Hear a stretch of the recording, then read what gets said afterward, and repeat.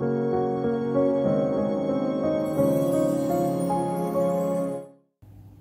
everyone, welcome back to the channel and thank you for tuning back in. Here we are with another card combination exercise, and today I'm going to go ahead and pick 2 cards randomly from the deck, and then we're going to add more cards and interpret triplets. So let's go ahead and do that.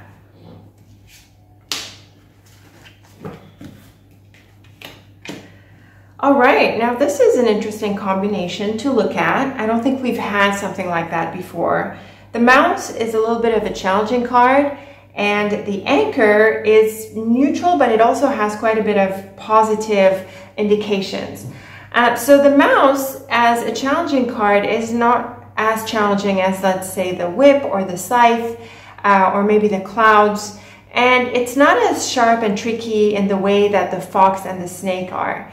But it does bring a few challenges, and it suggests things like speed bumps, little things going wrong here and there, you know, the little issues that are overall annoying.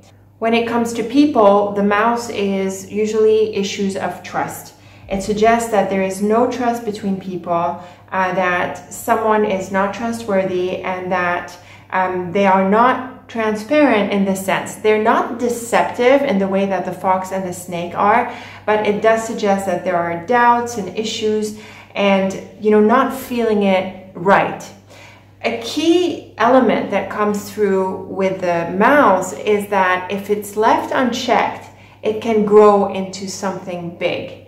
And so it's important when the mouse comes to look after things when they are small before they get out of control. And that's usually very, very good advice. Now, another thing that can come through the mouse, especially in the context of the anchor here, is the idea of wobbliness and hesitation. The anchor is very much the opposite of hesitation. It has to do with security, strength, and being strongly anchored, having a strong foundation. So when we see the mouse and anchor together, especially I would argue in this order, it really helps us settle on a decision, settle on making up our mind on a certain thought or opinion, and really it encourages us not to wobble or hesitate. And it also very much helps with the idea of not letting the mouse get out of control. It's important for things to be under control and not let the issues that are associated with the mouse to get out of hand. So when I suggested just now that a typical thing that is associated with the mouse is if it is left unchecked, it can grow into bigger things. With the anchor, it certainly helps put this within limits and limit the issues that the mouse can bring. I would think that if the order were reversed, the mouse can challenge the anchor a little bit. It can cause it to wobble. Although the anchor is a very strong card, it is not an all-around positive card like the sun or the flowers or the key, for example. It can be challenged, and so when we see the mouse on the other side of the anchor, it can cause a bit of doubt, you know, feeling like what we had thought is a strong foundation is maybe put into question a little bit.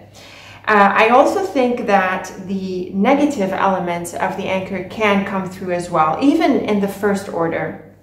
Now, the negative elements of the anchor are typically stubbornness.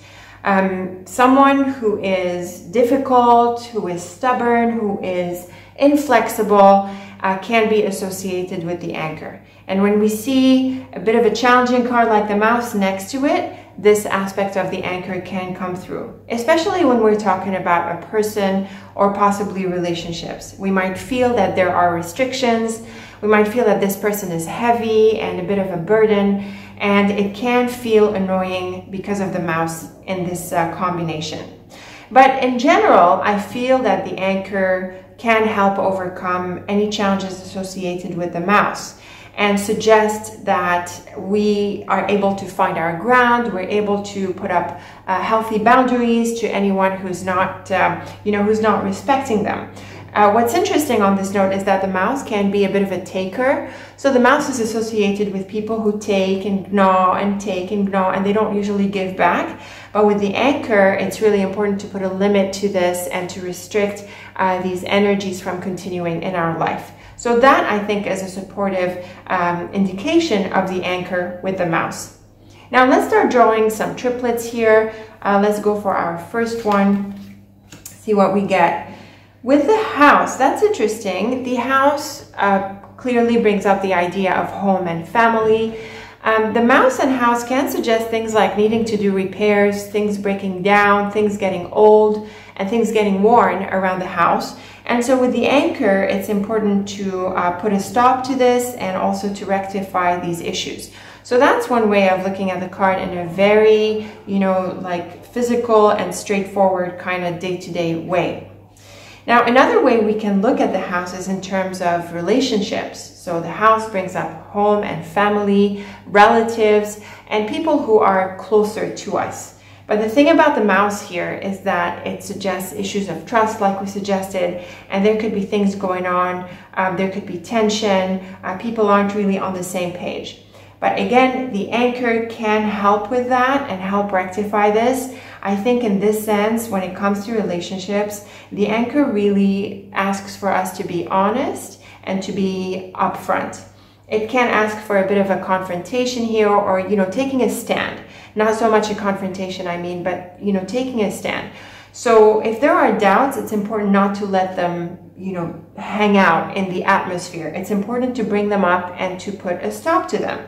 And I think this will be the suggestion of the cards regardless of the order that they show up in. The thing about the mouse in the middle here is that it can highlight the issues. I think the issues are also highlighted when the mouse is on the right side of the line, because it tends to be associated with the outcome.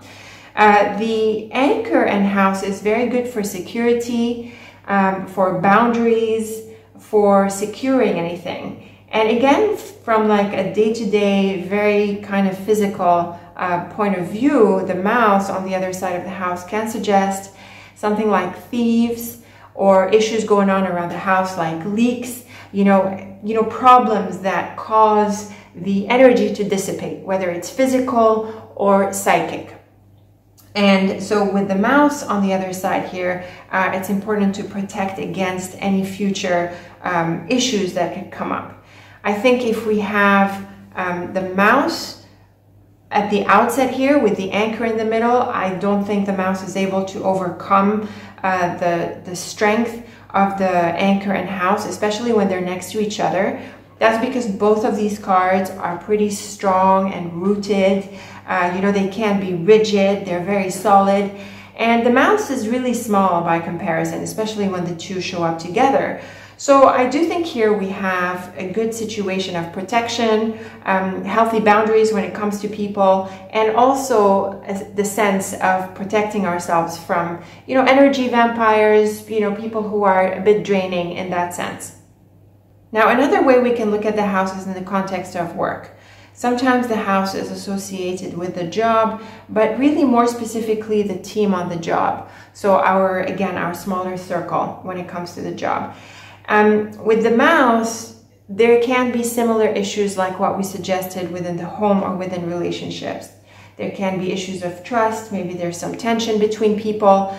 And so again, it's important to make sure that people are not going over their boundaries. I would say in the context of work, it's very important for us to operate within our own boundaries and also not to be part of gossip or maybe indulging others who shouldn't be asking for us to do things, for example. All of these situations that can come up at work, it's important to guard against them.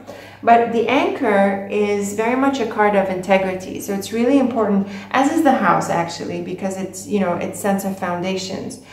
So it's really important that we do our work, that we overcome stress, and that we operate within our boundaries. I think the idea of boundary is very well highlighted through the anchor and house together.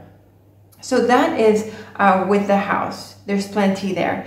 Let's go for another triplet. The fish, that is interesting as well. Now, I feel there is a similarity between the house and the fish because both of them can represent a sense of assets, right? So the house is about the home, property, and the fish is more about money and wealth in general.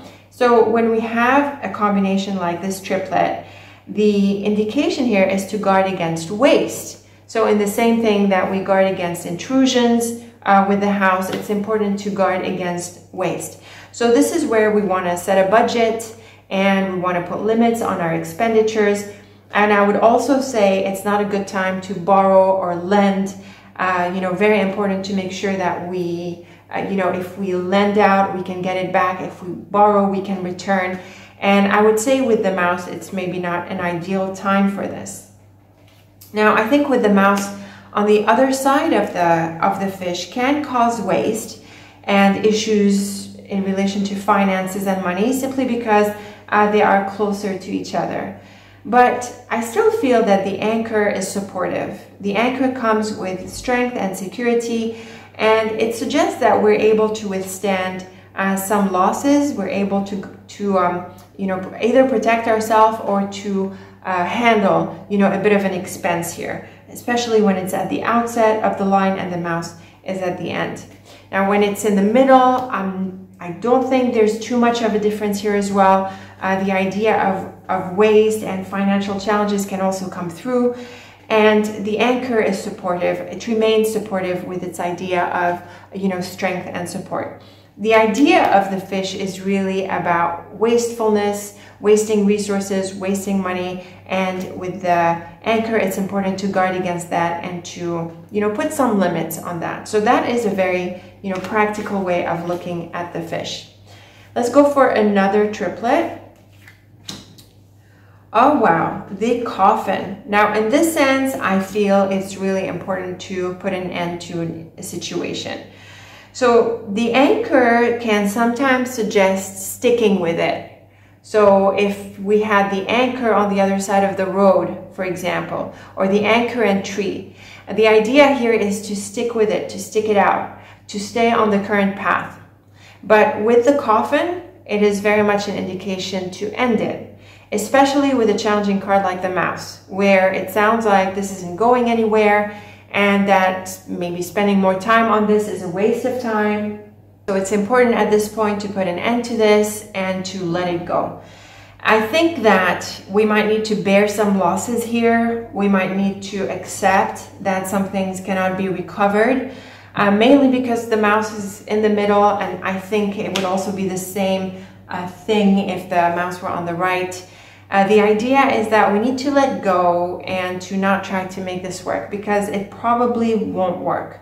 So it's best to accept the end, and also because of a strong card like the anchor, it might be a sign to bring it to an end in an active way. So really being proactive and bringing things to an end can be called for in this combination.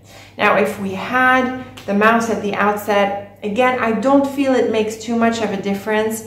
I think here the nuance can be that we need to stick it out until the end.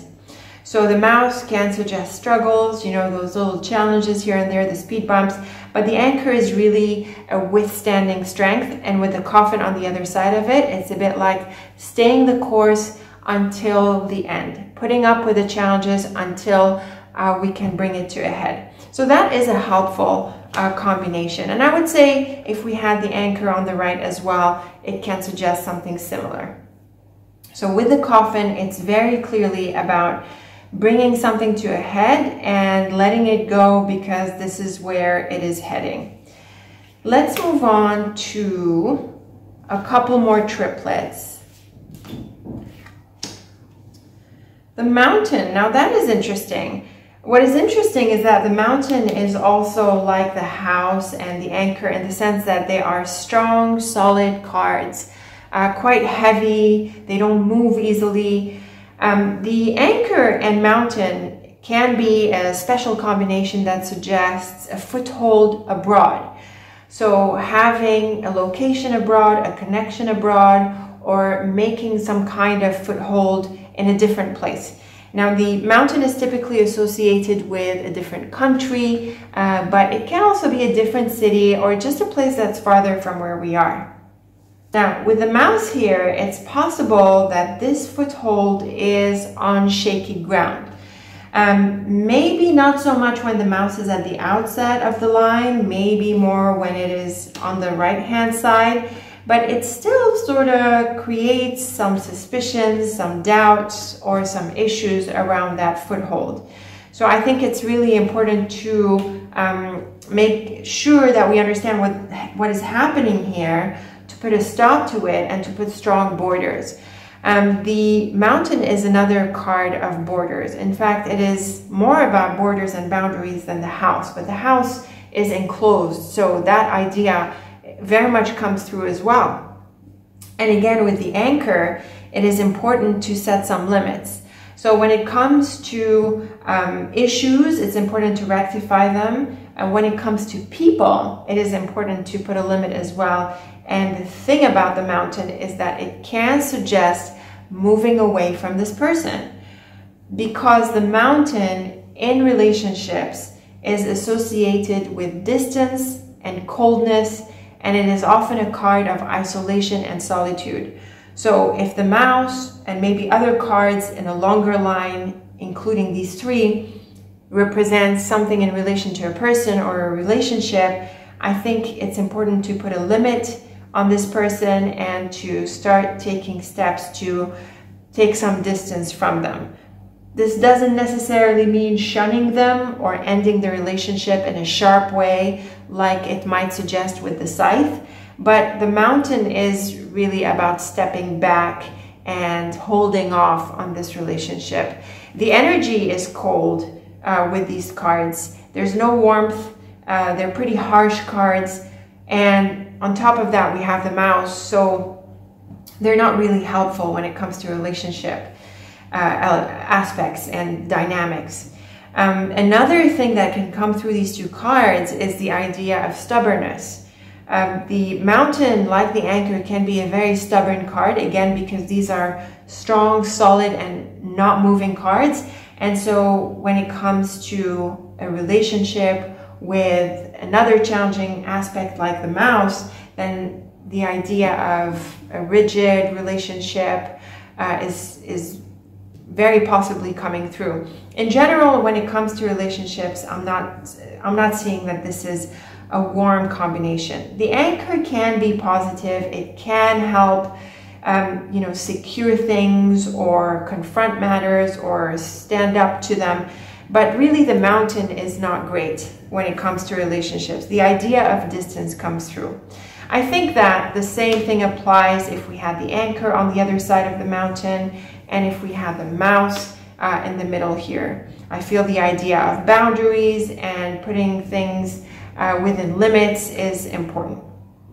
So we do have like an additive kind of energy between the mountain and the anchor.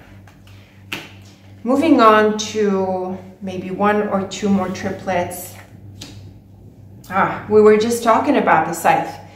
Now, in this case, I feel that, yes, there is an ending a bit like the coffin, but the thing about the scythe is to release the limitations. So the anchor in this sense, especially with the mouse, can represent something like a ball and chain. And in fact, this can apply to all of the combinations that we've been through. The scythe is very much a release. It has to do with releasing the chains. It's also nice to see it on the other side or on the right-hand side of the line, because it does have that liberating outcome that it delivers to the reading. So that is very supportive, I think. And what's interesting is that you would think this is a neutral line, but it can be read as a really positive line where we release the limitations and we have a sense of freedom. Now, suppose we have the scythe and mouse earlier, before the anchor. I would think that certainly the scythe and mouse is a loss. So something that is taken away, maybe even snatched away, because of the swift and fast energy associated with the scythe and the loss that is typically associated with the mouse. However, with the anchor, on the right-hand side of the line, it's possible that we either recover this or recover from this, or that we're able to prevent it and stand up to it. So that is possible. When it comes to relationships, I feel this can be a bit like the snake and whip or the fox and whip, where someone tries to pounce at us, tries to hurt us, but the anchor is pretty strong and solid in this sense, and it can suggest that we're able to withstand the force and prevent any issues from happening and losses from happening. So that is a pretty powerful combination as well. Now the scythe in the middle, I think something similar comes through. It's possible here that there needs to be a swift action. So it can mean that we need to be proactive and sharp when it comes to removing the issues that are brought by the mouse. So really not shying away from taking a stand, and I would say possibly even taking a sword at it. So like really coming at it with a lot of strength and focus to remove it. You know, what's interesting is that this can sometimes represent something of a surgery where you remove something problematic. It can be anything really. You can remove a growth or something that shouldn't be in there. And it's nice to see the anchor on the other side of the line here, because it can point to recovery and strength. And also it suggests that this might be the right thing to do. Now, health correspondences are interpretable. You can interpret the cards, Lenormand cards, for any context, but I must really caution you against giving out this kind of advice. And of course, these are ethical questions when it comes to reading, and we cover them in the certification program. So that is for the scythe. Really interesting combination here. I'm going to do one more triplet and then close the exercise. Okay, a person card. So this would be for a woman or a man or a dog or anyone who represents a person. It's really those three cards that stand out as people. And I think the order here might matter a little bit more. The thing about the anchor in the middle is that it helps overcome the issues indicated by the mouse. If we had the mouse and woman closer to each other, her character would be more questionable. But we have the anchor between them, which can suggest that we're able to overcome doubts and overcome issues, and there can be a strong relationship that ensues. Now, if we switch the order around a little bit, this is where I feel that this is someone we need to put borders on, you know, put up some healthy boundaries. She could be a bit of a taker, a user, you know, a bit of a draining kind of person, maybe someone who's always complaining and things like that. These are the typical energies associated with the mouse. And when we have the anchor at the outset or even at the end, I think it can be a suggestion to, you know, put up some boundaries in front of this person. So that would be the case with any person card, any card that represents a person, whether it's the man, woman, the dog, or even if it's the pip cards and you're reading them as people, the court ones, I mean. If we have the anchor in here, if we had the mouse in the middle, I think it would be the same thing. It's really the idea that we have the woman and mouse right adjacent to each other, and the anchor on either side that brings up the idea of you know, needing to set some boundaries. So these are my suggestions for the mouse and anchor. Let me know how you like them. I'm really looking forward to your thoughts about them. Leave me your comments. If there was anything else you would have interpreted differently, do let me know. And also, if you have any questions and suggestions for future combination exercises, also let me know. As always, thank you so much for watching. I'm looking forward to our next video together. And until then, take very good care of yourself.